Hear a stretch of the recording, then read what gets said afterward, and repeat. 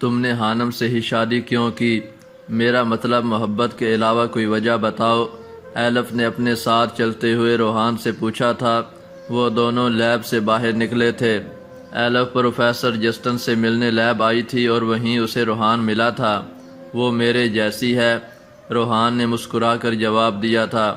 اچھا، لیکن مجھے ایسا محسوس نہیں ہوا۔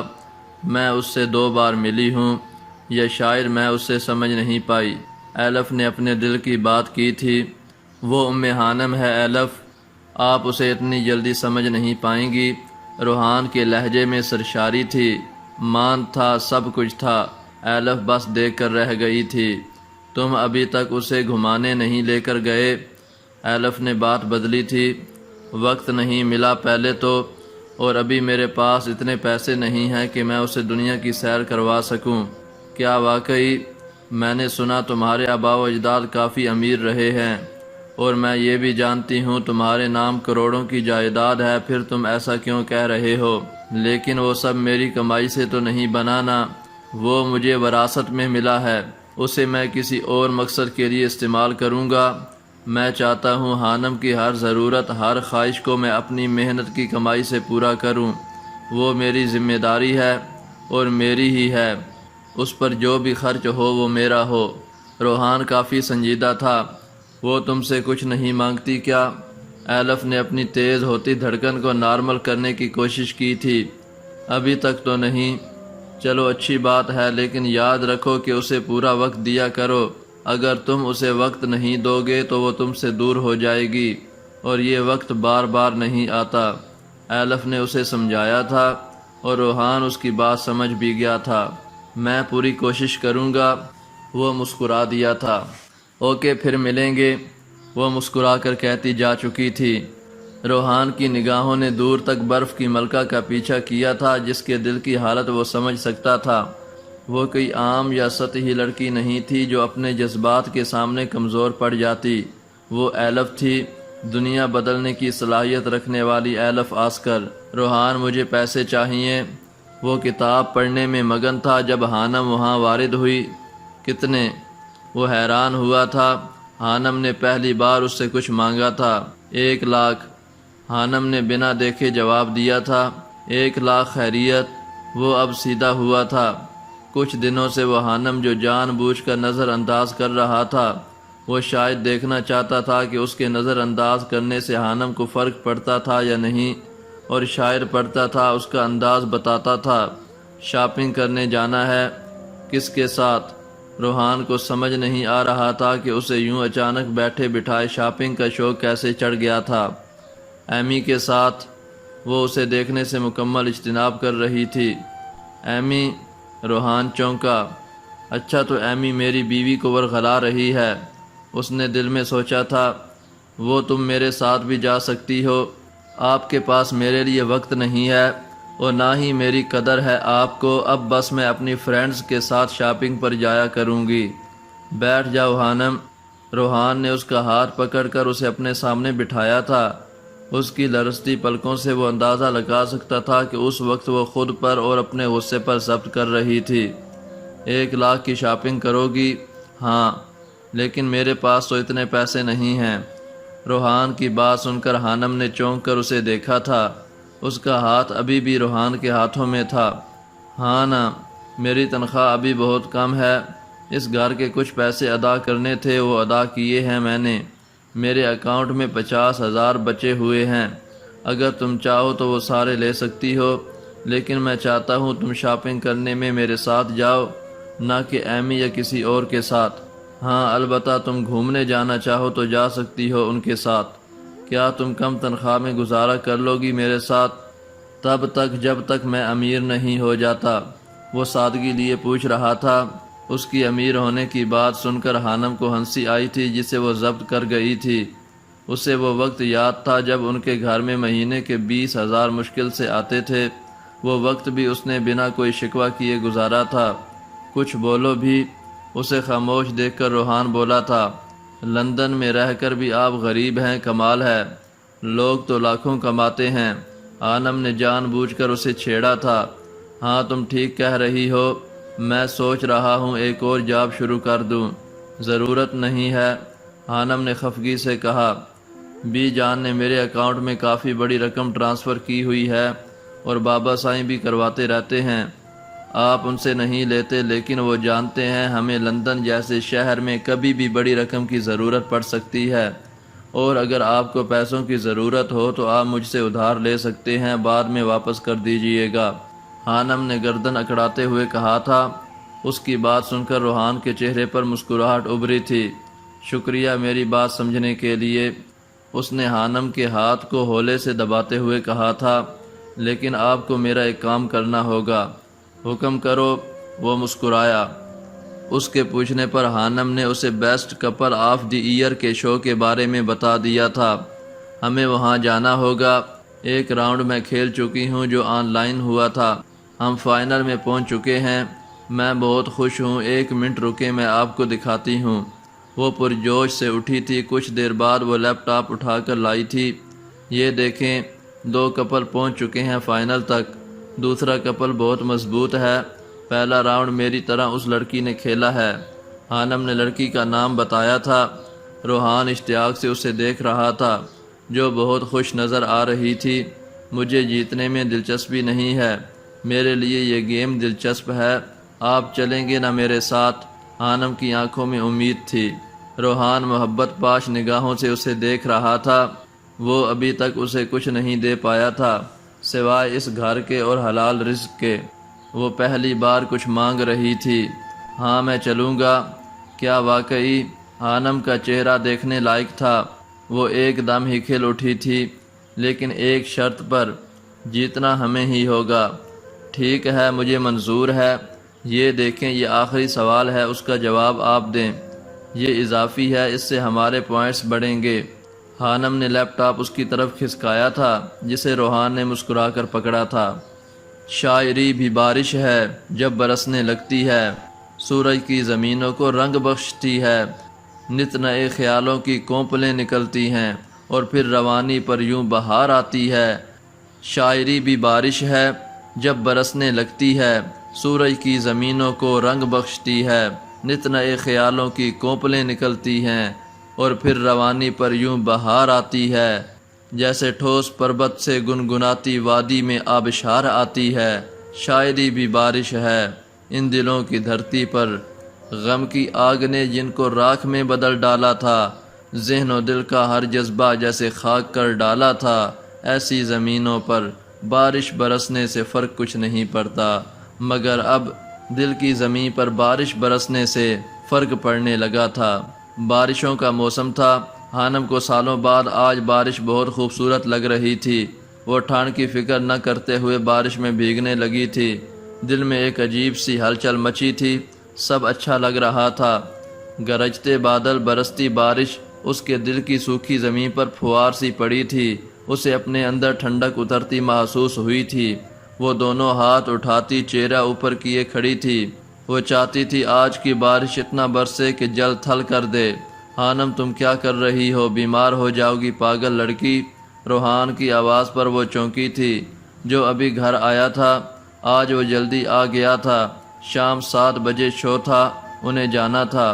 روحان تیز تیز قدم اٹھاتا اس تک گیا تھا اور پھر بازو سے پکڑ کر اسے اندر لایا تھا۔ کیا ہو گیا ہے تمہیں؟ پتہ ہے ابھی ٹھنڈ بہت ہے۔ وہ اسے پریشانی سے دیکھ رہا تھا۔ حانم کو اس کا یوں پریشان ہونا اچھا لگا تھا۔ آج کی بارش ہنسی ہے نا روحان؟ وہ پوچھ رہی تھی۔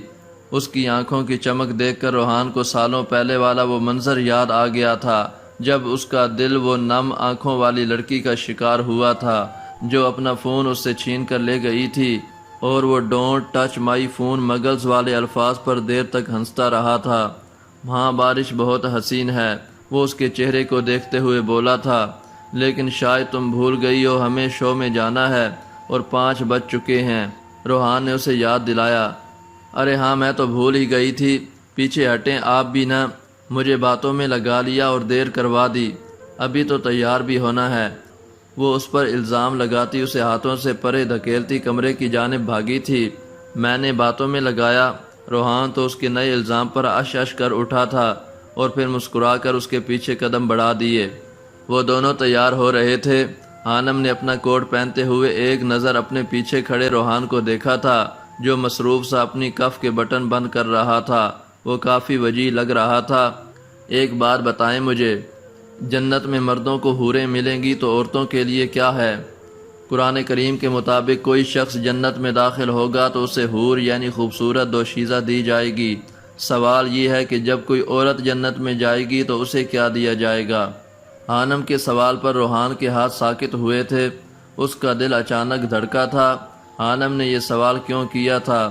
کچھ وہ سمجھ رہا تھا، لیکن اسے یقین نہیں ہو رہا تھا کہ کیا واقعی وہ ایسا سوچ رہی تھی۔ اگر روحان جنت میں جاتا تو اسے حوریں ملتی، اور حانم وہ کسی اور کا ہو جاتا۔ حانم کے دل میں کسک سی اٹھی تھی، وہ اس کی عادی ہو رہی تھی۔ اس کا دل بے چین تھا، اور اس کی یہ بے چینی سوال کی صورت میں باہر آئی تھی۔ لفظ حور قرآن کریم میں کم از کم 4 مختلف مقامات پر استعمال ہوا ہے۔ کذالک وزوجناہم بحور عین، یوں ہی ہوگا اور ہم ان کا نکاح کر دیں گے بڑی بڑی آنکھوں والی حوروں سے۔ ایک جگہ فرمایا کہ مصفوفۃ وزوجناہم بحور عین، اور ہم ان کا نکاح بڑی بڑی اور روشن آنکھوں والی حوروں سے کر دیں گے۔ یہ سورۃ طور کے اندر ہے۔ حور مقصورات فی الخیام، خیموں میں ٹھہرائی گئی حوریں، سورۃ الرحمن کے اندر۔ وحور عین کامثال اللؤلؤ المکنون، اور ان کے لیے خوبصورت آنکھوں والی حوریں ہوں گی، ایسی حسین جیسے چھپا کر رکھے ہوئے موتی۔ یہ سورۃ الواقعہ کے اندر ہے۔ اور حور کا مطلب کیا ہے؟ روحان نے اسے کندھوں سے تھام کر اس کا رخ اپنی جانب کیا تھا۔ اب وہ نرمی سے پوچھ رہا تھا، حور مطلب خوبصورت دوشیزہ۔ حانم نے جواب دیا تھا، جسے سن کر روحان کے لبوں پر نرم سی مسکراہٹ ابھری تھی۔ ٹھیک کہا تم نے۔ قرآن کریم کے بہت سے مترجمین نے لفظ حور کا ترجمہ خصوصاً اردو تراجم میں خوبصورت دوشیزائیں یا لڑکیاں کیا ہے۔ اس صورت میں وہ صرف مردوں کے لیے ہوں گی، تب جنت میں جانے والی عورتوں کے لیے کیا ہوگا؟ لفظ حور فی الواقعہ احور، مردوں کے لیے قابل اطلاق یعنی مذکر، اور حورا عورتوں کے لیے قابل اطلاق یعنی مؤنث، دونوں کا صیغہ جمع ہے۔ اور یہ ایک ایسے شخص کی طرف اشارہ کرتا ہے جس کی آنکھیں حاورن سے متصف ہوں، جو جنت میں جانے والے مردوں اور خواتین کی ساحل ارواح کو بخشی جانے والی خصوصی صفت ہے، اور یہ روحانی آنکھ کے سفید حصے کی انتہائی اجلی رنگت کو ظاہر کرتی ہے۔ دوسری کئی آیات میں قرآن کریم میں فرمایا گیا ہے کہ جنت میں تمہارے ازواج یعنی جوڑے ہوں گے، اور تمہیں تمہارا جوڑا یا پاکیزہ ساتھی عطا کیا جائے گا۔ ارشاد باری تعالی ہے، وَبَشِّرِ الَّذِينَ آمَنُوا وَعَمِلُوا الصَّالِحَاتِ أَنَّ لَهُمْ جَنَّاتٍ تَجْرِي مِن تَحْتِهَا الْأَنْهَارُ كُلَّمَا رُزِقُوا مِنْهَا مِن ثَمَرَةٍ رِزْقًا قَالُوا هَذَا الَّذِي رُزِقْنَا مِن قَبْلُ وَأُتُوا بِهِ مُتَشَابِهًا وَلَهُمْ فِيهَا أَزْوَاجٌ مُطَهَّرَةٌ وَهُمْ فِيهَا خَالِدُونَ۔ اور اے پیغمبر، جو لوگ اس کتاب پر ایمان لائیں اور نیک عمل کریں، انہیں خوشخبری دے دیں کہ ان کے لیے ایسے باغ ہیں جن کے نیچے نہریں بہتی ہوں گی۔ جب بھی ان میں سے کوئی پھل انہیں کھانے کو دیا جائے گا تو وہ کہیں گے یہ تو وہی ہے جو اس سے پہلے ہم کو دنیا میں دیا جاتا تھا۔ ان کے لیے وہاں پاکیزہ بیویاں ہوں گی اور وہ وہاں ہمیشہ رہیں گی۔ ایک اور جگہ ارشاد فرمایا، والذین آمنوا وعملوا الصالحات سندخلهم جنات تجری من تحتها الانہار خالدین فیہا ابدا لهم فیہا ازواج مطہرۃ وندخلهم ظلا ظلیلا۔ اور جن لوگوں نے ہماری آیات کو مان لیا اور نیک عمل کیے، ان کو ہم ایسے باغوں میں داخل کریں گے جن کے نیچے نہریں بہتی ہوں گی، جہاں وہ ہمیشہ رہیں گے، اور ان کو پاکیزہ بیویاں ملیں گی اور انہیں ہم گھنی چھاؤں میں رکھیں گے۔ یہ سورۃ النساء کے اندر ہے۔ لہٰذا لفظ حور کسی خاص جنس یا صنف کے لیے مخصوص نہیں۔ علامہ محمد اسد نے لفظ حور کا ترجمہ خاون یا بیوی کیا ہے۔ چنانچہ بعض علماء کے نزدیک جنت میں کسی مرد کو جو حور ملے گی وہ ایک بڑی بڑی چمکتی ہوئی آنکھوں والی خوبصورت دوشیزہ ہوگی، جبکہ جنت میں داخل ہونے والی عورت کو جو ساتھی ملے گا وہ بھی بڑی بڑی روشن آنکھوں والا ہوگا۔ سمجھ آئی؟ روحان نے اس کے سر سے اپنا سر ہولے سے ٹکراتے ہوئے پوچھا تھا۔ حانم کو سمجھ آ گئی تھی، لیکن اس کی الجھن دور نہیں ہوئی تھی۔ ہاں، لیکن وہ کچھ کہنا چاہتی تھی۔ لیکن کیا؟ روحان نے پوچھا۔ کچھ نہیں، خانم نے اپنا رخ دوبارہ آئینے کے سامنے کیا۔ وہ اپنے احساسات کو روحان پر عیاں نہیں ہونے دینا چاہتی تھی۔ بولو بھی، وہ اسے جان بوجھ کر چڑھا رہا تھا۔ کیا بولوں؟ وہ روحان سی ہوئی۔ ایک جنتی عورت حوروں سے کئی درجے بہتر ہوگی، اور تم فکر نہ کرو، میں نے اس دنیا میں تمہیں چنا ہے اور آخرت میں بھی تمہیں ہی چنوں گا۔ مجھے حوروں کی طلب نہیں رہی، مجھے ام حانم سے سروکار ہے۔ وہ مسکراتے ہوئے کہہ رہا تھا۔ حانم کا سانس اٹک سا گیا تھا، وہ اس کی الجھن سمجھ گیا تھا۔ باتیں اچھی کر لیتے ہیں آپ۔ حانم نے خوابناک ماحول کا اثر زائل کرنے کی کوشش کی تھی۔ اور تم جتنی مرضی باتیں چھپا لو، میں تمہارے دل کی کیفیت جانتا ہوں۔ وہ شریر ہوا تھا۔ تنگ کر رہے ہو مجھے؟ حانم نے گھوری سے نوازا۔ نہیں، ابھی تو تنگ کرنے کا ارادہ نہیں ہے۔ ابھی تو میں چاہتا ہوں ہم وقت پر مقررہ جگہ پر پہنچ جائیں، کیونکہ اگر ہم لیٹ ہوئے تو ہمیشہ کی طرح الزام مجھ پر ہی آئے گا۔ وہ معصوم سی صورت بناتے ہوئے بولا تھا، جبکہ حانم اسے خفگی سے دیکھنے کے بعد جوتے پہننے لگ گئی تھی۔ وہ واقعی لیٹ نہیں ہونا چاہتی تھی۔ وہ دونوں تیار ہو کر گھر سے نکلنے ہی لگے جب اچانک حانم کو چھینکیں آنا شروع ہو گئی تھیں۔ وہ بری طرح سے چھینک رہی تھی۔ اس کا چہرہ سرخ ہو گیا تھا۔ اف، دیکھا، یہ بارش میں نہانے کا نتیجہ ہے۔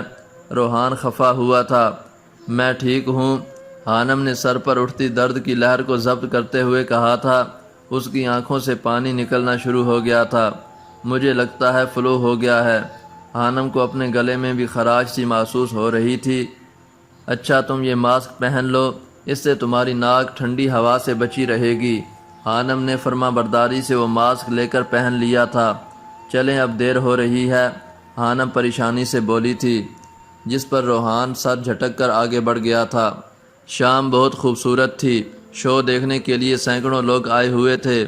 وہ دونوں ٹی وی پر آنے والے تھے۔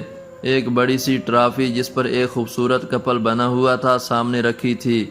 حانم کو نہیں پتا کہ وہ کس میٹیریل سے بنی ہوئی تھی، لیکن وہ خوب چمک رہی تھی۔ حانم نے نظر اٹھا کر کچھ فاصلے پر اپنے سامنے بیٹھے دوسرے کپل کو دیکھا تھا۔ وہ دونوں بہت پیارے تھے۔ لڑکی نے حانم کی طرح ہی حجاب کیا ہوا تھا۔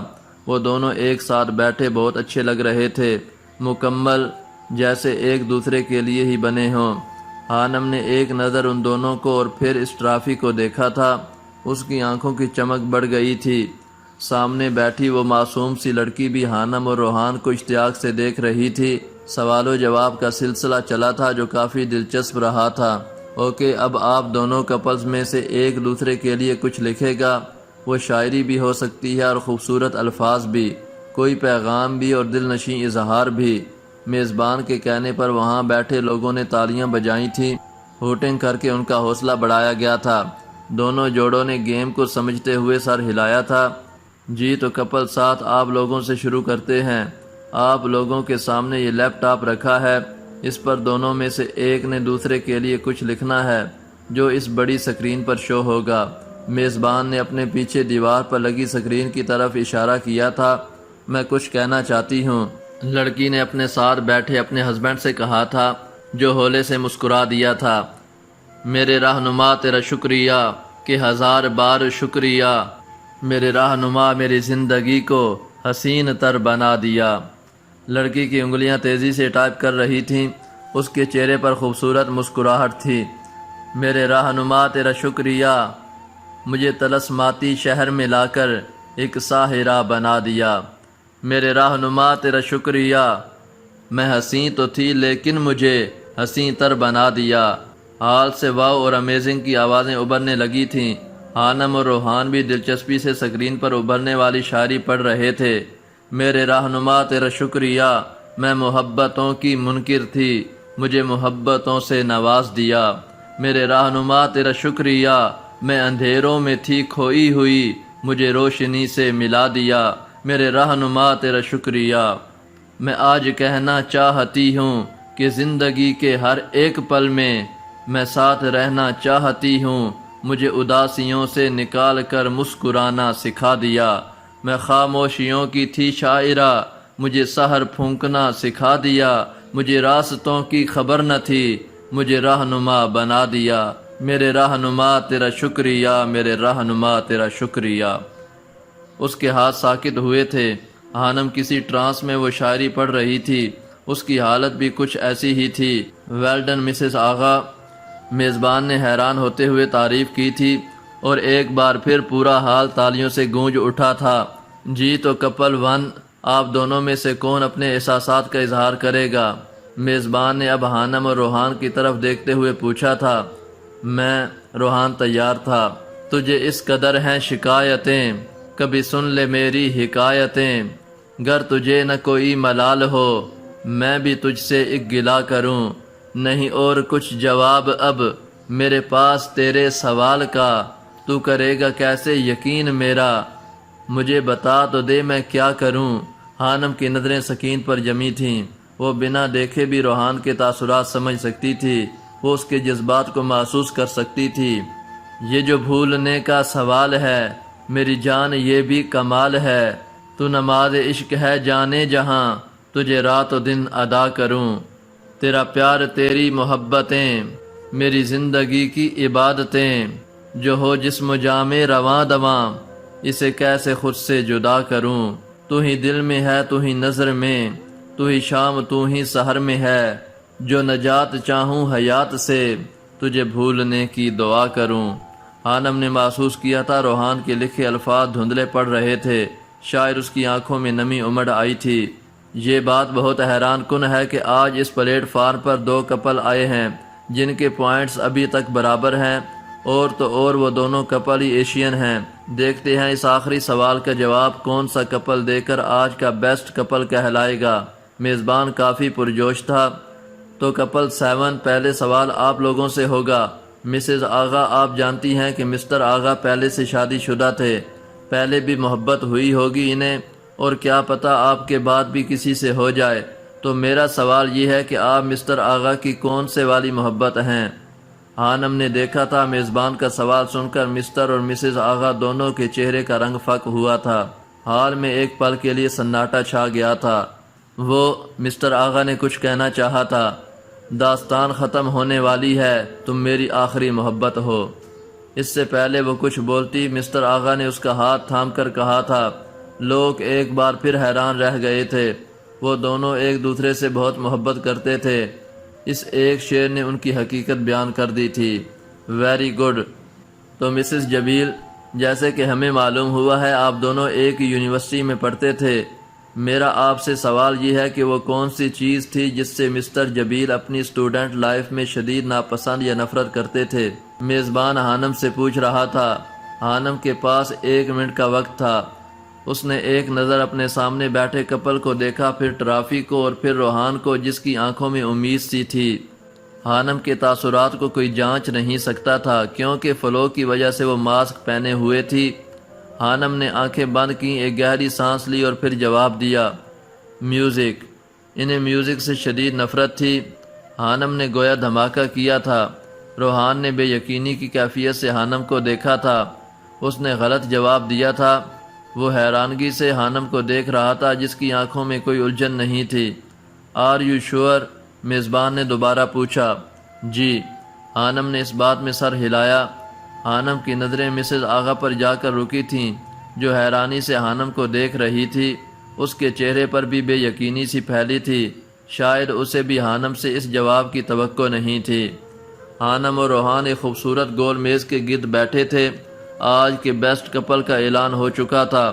مسٹر اور مسز آغا جیت چکے تھے۔ وہ دونوں ٹرافی ہاتھ میں لیے ایک ساتھ کھڑے بہت اچھے لگ رہے تھے۔ ہانم نے روحان کی طرف دیکھا تھا جس کی آنکھوں کی چمک مدھم پڑ گئی تھی۔ ہانم نے غلط جواب کیوں دیا؟ وہ پوچھ رہا تھا۔ نہیں تو میں نے درست جواب دیا تھا۔ مجھے لگا اس نے پوچھا کہ تمہیں کیا چیز بہت پسند تھی تو میں نے میوزک بول دیا۔ وہ جھوٹ بول رہی تھی۔ مجھے ہارنے کا دکھ نہیں ہے بلکہ اس بات کا دکھ ہے کہ ہم بیسٹ کپل نہیں ہیں۔ وہ بچوں جیسی باتیں کر رہا تھا۔ ہانم کے لبوں پر مسکراہٹ پھیلی۔ اس سے پہلے وہ کچھ کہتی، کچھ لوگ ان کی طرف بڑے، شاید انہوں نے روحان جبیل کو پہچان لیا تھا، وہ اس سے آٹوگراف لے رہے تھے۔ کچھ لوگ اس کی بیوی یعنی ام ہانم کو دیکھنا چاہتے تھے، لیکن وہ ماسک پہنے ہوئے تھی جسے لوگ نقاب سمجھ رہے تھے۔ کچھ دیر بعد وہ جا چکے تھے۔ آپ کو پتہ ہے وہ لوگ کیوں جیتے ہیں؟ وہ اس لیے کہ وہ دونوں ایک دوسرے سے بہت محبت کرتے ہیں۔ ان دونوں میں کوئی کمی نہیں، وہ ایک دوسرے کے ساتھ مکمل ہیں۔ حانم بتا رہی تھی، کیا ہم میں کوئی کمی ہے؟ کیا ہم مکمل نہیں ہیں؟ کیا ہماری محبت میں کمی ہے؟ روحان اس کی آنکھوں میں دیکھ کر پوچھ رہا تھا۔ کمی ہے، حانم نے عجیب سے لہجے میں جواب دیا تھا۔ روحان چونک گیا تھا۔ کچھ پل وہ اسے دیکھتا رہا تھا اور پھر اسے سمجھ آ گیا تھا، حانم اس سے اتنی محبت نہیں کرتی، بلکہ شاید کرتی ہی نہیں تھی، لیکن اسٹیج پر جو لڑکی کھڑی تھی وہ اپنے ساتھ کھڑے محافظ سے بے پناہ محبت کرتی تھی۔ روحان کو وجہ سمجھ آ گئی تھی۔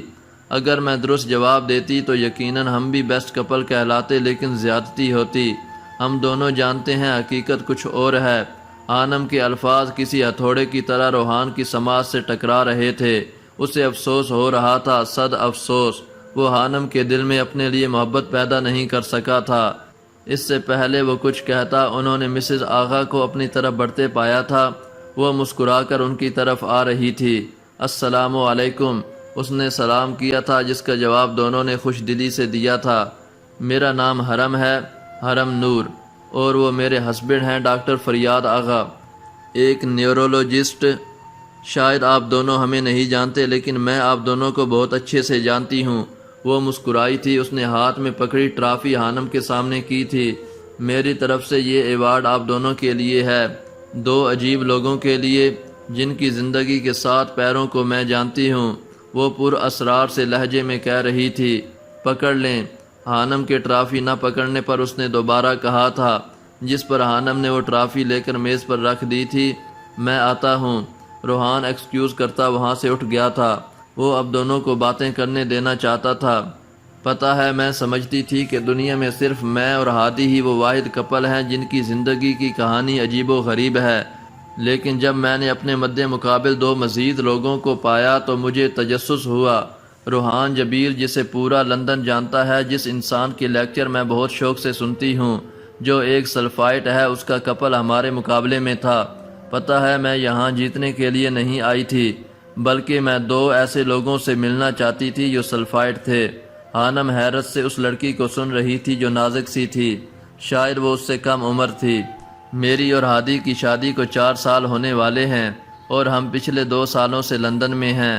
ہادی یہاں ہاسپٹل میں ایک نیورو سرجن کے طور پر کام کرتے ہیں۔ میں کبھی اتنے تجسس کا شکار نہیں ہوئی تھی۔ مجھے کبھی کسی جوڑے کے متعلق جاننے کا اتنا اشتیاق نہیں ہوا تھا جتنا روحان جبیل اور حانم کو جاننے کا ہوا۔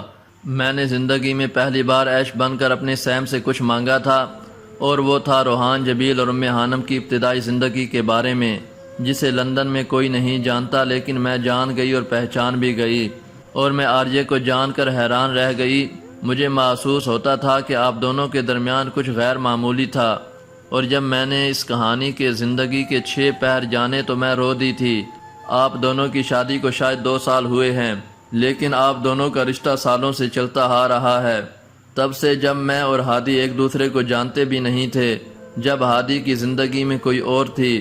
میں دل سے چاہتی تھی کہ اس جوڑے کو آج کا ایوارڈ ملے جنہوں نے بہت کچھ کھویا ہے، اور میں یہ بھی جانتی ہوں آپ نے غلط جواب دیا تھا۔ ایسا کیوں؟ حانم، جو سانس روکے اسے سن رہی تھی، اس کے سوال پر چونکی تھی۔ اس کی زندگی کی ساری فلم آنکھوں کے سامنے گھوم گئی تھی۔ کیونکہ میری طرف سے محبت کی کمی ہے، شاید اس لیے۔ حانم نے سچ بولا تھا۔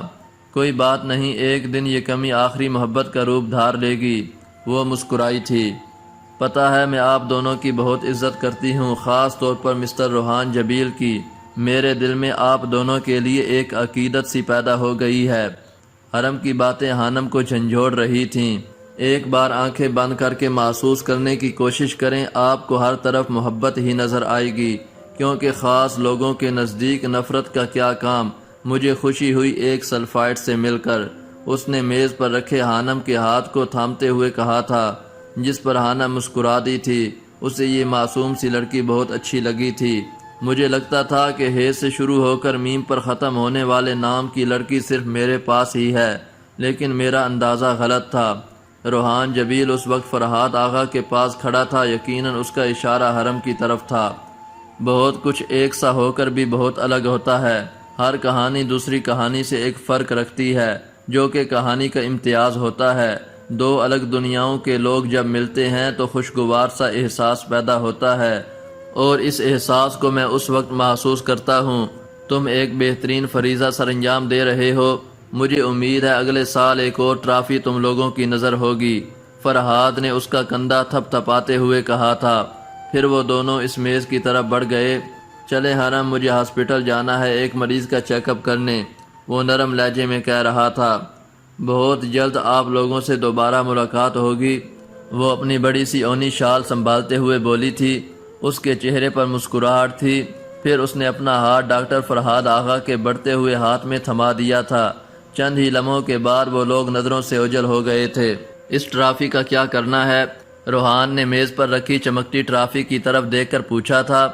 یہ ایک خوبصورت تحفہ ہے میرے لیے، میں اسے سنبھال کر رکھوں گی۔ ہانا مسکراتے ہوئے اٹھی تھی۔ روحان نے عجیب سے لہجے میں پوچھا تھا، اگلے سال شاید ہم جیت جائیں۔ ہانم نے مسکرا کر پر اسرار لہجے میں جواب دیا تھا۔ موسم ابر آلود ہو رہا تھا۔ روحان گھر نہیں تھا۔ ہانم کو بوریت ہو رہی تھی۔ وہ باہر نکلی تو ٹھنڈی ہوا نے اس پر ایک خوشگوار سا احساس چھوڑا تھا۔ وہ فٹافٹ اندر گئی، برساتی پہننے کے بعد باہر آئی تھی۔ پچھلے 2 دنوں سے اسے ہلکا ہلکا بخار تھا۔ روحان نے آج جلدی آنے کا کہا تھا مگر وہ ابھی تک نہیں آیا تھا۔ خود کو اچھی طرح کور کرنے کے بعد باہر نکل گئی تھی۔ بڑی سیاہ پتھروں سے بنی سڑک پر چلتے ہوئے وہ آس پاس موجود گھروں کو دیکھ رہی تھی۔ ایک خوشگوار سا احساس اس کے ارد گرد لپٹا تھا۔ وہ لائن کے آخر تک بھی نہیں پہنچی تھی جب ہلکی ہلکی بارش نے لندن کو بھیگانا شروع کیا۔ ہانم نے سر اٹھا کر ایک نظر آسمان کو دیکھا جو سیاہ ہو رہا تھا اور پھر زمین کو جو گیلی ہو رہی تھی۔ وہ واپس جانے کے لیے مڑی ہی تھی کہ دھک سے رہ گئی۔ اس کے پیچھے روحان کھڑا تھا جس کے ہاتھ میں چھاتا تھا۔ یہاں کیا کر رہی ہو؟ وہ پوچھ رہا تھا۔ بس ایسے ہی دل کیا تو باہر نکل آئی۔ آپ کب آئے؟ جب تم گھر سے باہر نکلی تھی تب ہی میں آیا تھا۔ میں نے تمہیں چھتری کے بغیر دیکھا تو اسے اٹھا کر تمہارے پیچھے ہی آ گیا۔ تم خود کا خیال نہیں رکھتی ہو، وہ نرم لہجے میں بول رہا تھا۔ ٹھنڈی ہوائیں چل رہی تھیں۔ میں تمہارے لیے کچھ لایا ہوں۔ روحان کی بات پر ہانم نے چونک کر اسے دیکھا۔ کیا؟ روحان نے ایک ہاتھ اپنی جیکٹ کے اندر ڈالا اور ایک فوٹو فریم باہر نکالا۔ تم وہ واحد لڑکی ہو ام ہانم جس کے ساتھ آرجے بیٹھا ہوا دل سے مسکرا رہا تھا۔ میں نے ایسی چمک کبھی آرجے کی آنکھوں میں نہیں دیکھی تھی اور نہ ہی کسی لڑکی کے چہرے سے پھوٹتی روشنی۔ تم دونوں ایک دوسرے کے سنگ بہت مکمل لگ رہے تھے۔ جب بھی میں اس تصویر کو دیکھتا ہوں مجھے ہمیشہ لگتا ہے کہ تم دونوں ایک دوسرے کے لیے بنے ہو۔ مرتضیٰ، سالوں پہلے یہ مجھے کسی نے گفٹ دیا تھا کہ کسی طرح تم تک پہنچا دوں۔ ہانم حیرت سے اس تصویر کو دیکھ رہی تھی۔ اس تصویر میں وہ دونوں بہت مکمل نظر آ رہے تھے۔ غصے سے گھورتی ہوئی ہانی اور کہے لگاتا آرجے، یہ کافی خوبصورت ہے۔ ہانم کی آنکھیں چمکی تھیں۔ ہاں، جب میں نے پہلی بار اسے دیکھا تو مجھے بھی یہی محسوس ہوا تھا۔ اس تصویر میں مرتضیٰ تم سے کچھ کہنا چاہتا ہے، کیا تم اس کا پیغام سمجھ سکتی ہو؟ روحان نے امید سے اس کے چہرے کی طرف دیکھتے ہوئے پوچھا تھا۔ جانتی ہوں اور پیغام بھی سمجھ چکی ہوں، وہ مسکرائی تھی۔ بائیں سائڈ پر بنے گھر کی اوپری منزل کی بالکونی میں جس میں کھڑکی تھی، ایلف کھڑی اپنی بند ہوتی دھڑکن کے ساتھ دونوں کو دیکھ رہی تھی۔ تو پھر اتنے فاصلے کیوں ہانم؟ اس نے ہانم کا دایاں ہاتھ پکڑ کر اپنی طرف کھینچا تھا۔ وہ اب التجائیہ لہجے میں پوچھ رہا تھا۔ ہانم کا ہاتھ روحان کے سینے پر دل کے مقام پر رکھا تھا۔ وہ اس کے دل کی دھڑکن محسوس کر سکتی تھی۔ وہ دونوں ایک چھاتے کے نیچے تھے۔ اور کتنے امتحان لوگی؟ کیوں تھک گئے آپ؟ ہانم نے الٹا سوال کیا تھا۔ نہیں، ڈر لگتا ہے امید ٹوٹ نہ جائے۔ اس کے جواب پر ہانم نے چونک کر اسے دیکھا تھا۔ روحان کی آنکھیں بہت کچھ کہہ رہی تھیں۔ وہ پھر سے نظریں چرا گئی تھی۔ چلو کر لو ستم جتنے تمہارا دل چاہے ظالم لڑکی۔ روحان نے ایک گہری سانس لی تھی۔ ہانم خاموش کھڑی تھی۔ اس کی نظریں روحان کے سینے پر تھیں۔ اس کے ہاتھ میں حرکت ہوئی تھی۔ روحان کو کچھ محسوس ہوا تھا اور پھر اسے اپنی دھڑکن بند ہوتی محسوس ہوئی تھی۔ ہانم نے شہادت کی انگلی سے اس کے دل کے مقام پر اپنا نام لکھا تھا۔ مجھے اور کوئی امتحان نہیں لینا، بس اب جینا ہے، ایک نئی زندگی جینی ہے آپ کے ساتھ۔ وہ چہرے پر ہزاروں دلکش رنگ سجائے کہہ رہی تھی۔ روحان کو اس کا یہ انداز پسند آیا تھا۔ ایلف نے دونوں کو قریب کھڑے پایا تھا۔ وہ دونوں ہی بہت خوش نظر آ رہے تھے۔ مکمل۔ ایلف کی آنکھیں نم ہوئی تھیں اور پھر اس نے کھڑکی بند کر دی تھی۔ وہ نہیں چاہتی تھی اس کے آنسو ان دونوں کی زندگی میں کوئی مشکل لائیں۔ There is no God۔ اس سے پہلے روحان کچھ کہتا اچانک ابھرنے والی آواز نے ان دونوں کی توجہ اپنی جانب مبذول کروائی تھی۔ ان سے کچھ فاصلے پر ایک لڑکا عجیب و غریب حلیے میں کوئی خدا نہیں ہے کہ نعرے لگا رہا تھا۔ اس کے پیچھے کچھ اور لڑکے اور لڑکیاں تھیں، وہ شاید اسٹوڈنٹس تھے۔ روحان نے گہری نظروں سے اسے دیکھا تھا اور اسے عارضی یاد آ گیا تھا۔ There is no God۔ وہ پھر چلایا تھا، بٹ اللہ، لیکن سوائے اللہ کے۔ ہانم چونکی تھی۔ دوسرا فقرہ روحان نے بولا تھا، There is no God۔ وہ لڑکا غصے سے چلایا تھا اور کھا جانے والی نظروں سے روحان کو گھور رہا تھا، بٹ اللہ۔ روحان جبیل کون سا باز آنے والا تھا؟ What the hell؟ وہ بھپرا ہوا ان کی طرف بڑھا تھا، کیا مسئلہ ہے تمہیں؟ وہ روحان جبیل کے سامنے کھڑا پوچھ رہا تھا اور پھر اچانک چونک کر خاموش ہو گیا تھا۔ آرجے؟ اس کی آنکھیں حیرت سے پھیلی تھیں۔ تم آرجے ہو نا؟ وہی آرجے جو کہتا تھا کہ کوئی خدا نہیں؟ وہ حیرت سے دنگ چہرے کے ساتھ پوچھ رہا تھا۔ ہاں، کوئی خدا نہیں سوائے اللہ کے، روحان نے جواب دیا تھا۔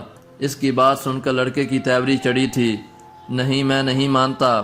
وہ غصے سے غراتا ہوا بڑھ گیا تھا۔ There is no God۔ اس نے پھر نعرہ لگایا تھا، بٹ اللہ، روحان نے پھر جواب دیا تھا۔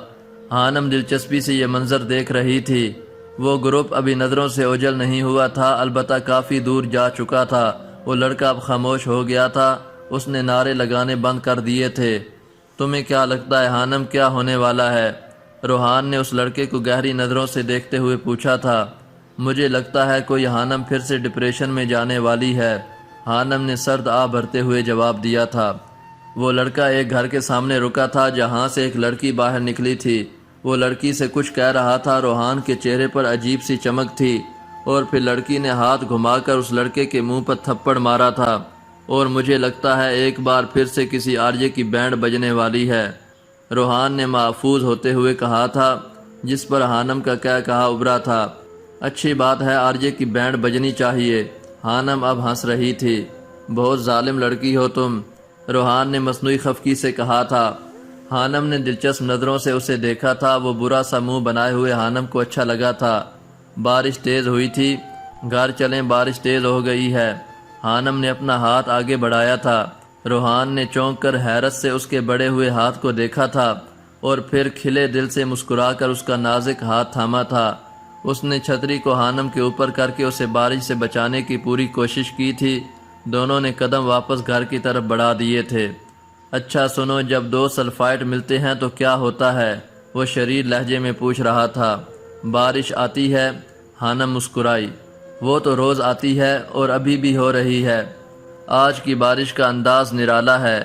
آپ سنیں، یہ کچھ کہہ رہی ہے، ہانم اس کے ساتھ چلتے ہوئے کہہ رہی تھی۔ میں چاہتا ہوں ہم پیرس جائیں کچھ دنوں کے لیے، الشام کے شہر میں، اس کی یاد میں، ہر اس جگہ پر جائیں جہاں وہ جاتا تھا۔ روحان کو وہ نہیں بھولتا تھا۔ کیا آج کی بارش یہ کہہ رہی ہے؟ ہانم نے پوچھا تھا۔ ہاں، یہ بھی، بہت کچھ اور بھی۔ اور کیا؟ یہی کہ محبت کا آغاز ہو چکا ہے، دو سلفائڈ کی محبت۔ ایک ایسی داستان شروع ہونے والی ہے جسے لندن برسوں یاد رکھے گا، وہ سرشار لہجے میں بتا رہا تھا، جس پر ہانہ مسکرا دی تھی۔ اس نے آج خود کو بہت ہلکا پھلکا محسوس کیا تھا۔